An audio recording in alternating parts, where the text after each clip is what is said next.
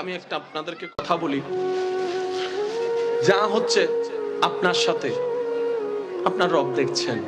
আপনার চাচা জ্যাঠা মামারা কি করছে, বড় রোকলা কি করছে দেখছেন। আপনি এটা মনে করেন না যে আপনার কেউ নাই।